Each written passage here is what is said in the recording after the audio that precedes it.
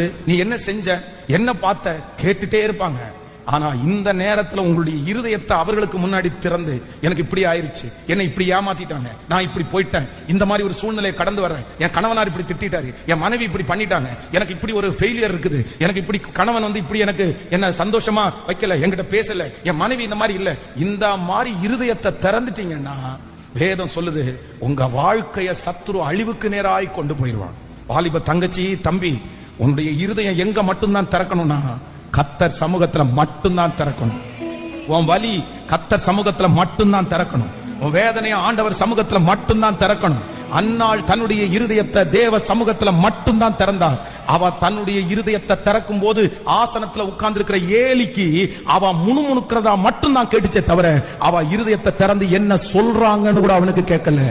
அதுதான் ஒரு தேவனுடைய பிள்ளையினுடைய தைரியம், அதுதான் ஒரு தேவனுடைய பிள்ளையினுடைய கெத்து.